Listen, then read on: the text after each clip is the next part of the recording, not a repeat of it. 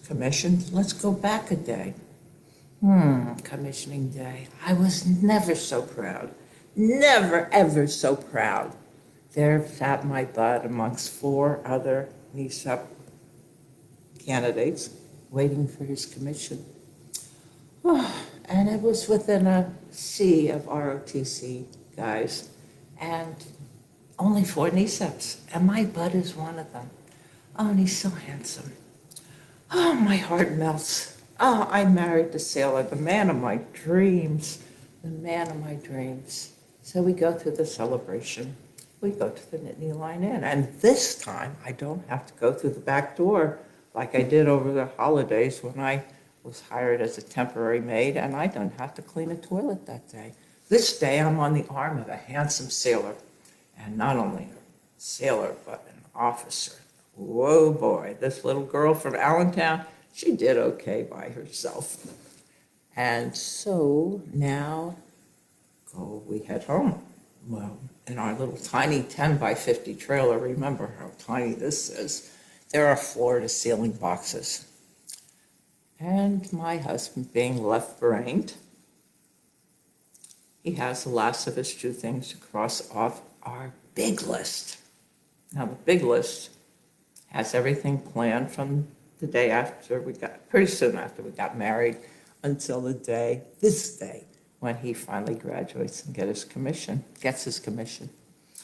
So I think the list is done, but he doesn't take it down. But he has a surprise for me, and I'm not going to tell you what it is. It's beautiful, absolutely beautiful, and I cried. I mean, it was the one thing that was missing in our marriage, and he did it that night. And he may be left-brained, but he's quite the romantic. So fast forward, it's the next day, and we're ready to go. I mean, that car is packed ceiling to bottom. There's a little car seat in the middle for Gregory, and my husband's there, and where my husband is, that's my home. Now, you notice I didn't mention what kind of car we're driving. Just a few weeks ahead of time, we traded in that sexy single man's Mustang for the family station wagon. First time we're going in debt. We now have a car payment. Oh, don't be so impressed, because it's only a stripped-down model and very bare minimum. But it's ours, and we are going to head to Charleston. And I swear, when we traded in that station wagon, that the Mustang cried. It cried because we fell in love in that Mustang. And probably instead of Anchors Away, we should have been playing Mission Impossible for that day, because Bud is 6'4", and I'm 6 foot. And what was going on in that Mustang was Mission Impossible. But it went on, and we fell in love in that car.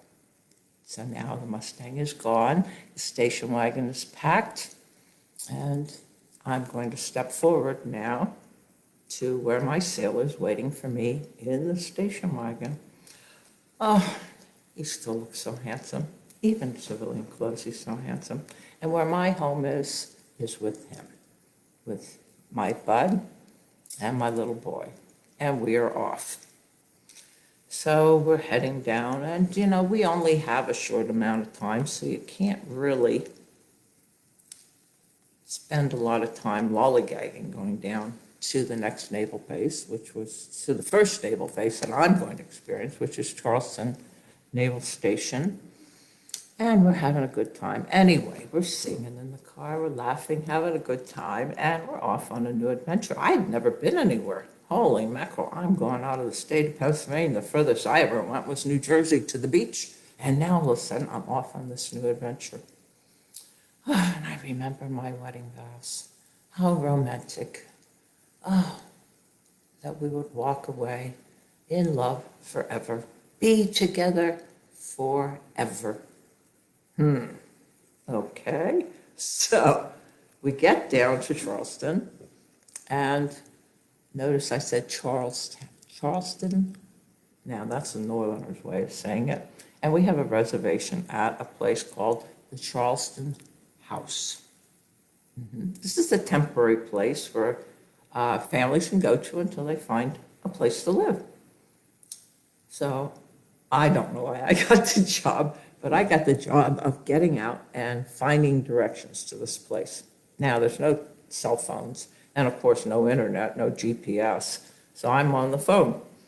It rings, it rings, it rings. Lady answers. She says, Charlton House. I'm like, what? Charlton House. Oh, my. I said, I beg your pardon. She repeats, Charlton House. So I give up. Okay, I figure, well, that must be how they say it in the South. And she gives directions. So we get there. And, it's not the most exciting place. Essentially, we moved into a tiny motel room on the side was a place where you could do some cooking, and we drag all our stuff in from the station wagon. And kind of semi-unpack what we need for there. Now, Bud being organized, he has us all planned, so we know what we have to get out of the car. And in comes my precious cupola, and that gets a special place. That's not going to be left in the car. So we stay there, and every day Bud goes to report to the ship. Now, he's not out to sea yet, but he reports to the ship. I didn't know anybody there, and it's noisy, and there's kids running around. And the walls, oh my God, the walls in that place were so thin, you could hear people yelling and screaming, and kids carrying on. I thought, oh my gosh, what did I get myself into? So we do eventually find a home.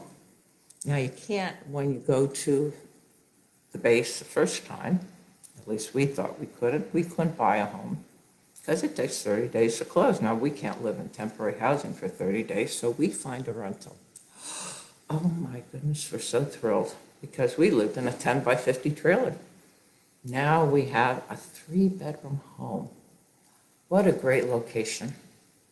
Great location. So convenient for Bud to go to the base and so convenient for me to walk to the Piggly Wiggly.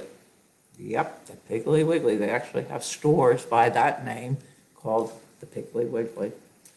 However, it was, and we thought this was a great thing. We're in front of a nature preserve, a South Carolina nature preserve. Now, this is not the zoo. This is a nature preserve. Remember that for a second. The house, it's a great deal. The rent's low. We can afford it because, remember, we just don't have that much money yet, and the new ensign doesn't make that much money to begin with, and I wasn't working. So the rent was great, so I figured, okay, we can clean up this place and make it really cool. So I set out going to work. Bud goes into the ship every day. I work, go into the ship every day. I work. And within 4 days, I kissed my husband goodbye, and he's off to sea. And I'm beginning to think about those wedding vows. They didn't say much about moving to a strange town, knowing absolutely no one, and having to handle everything,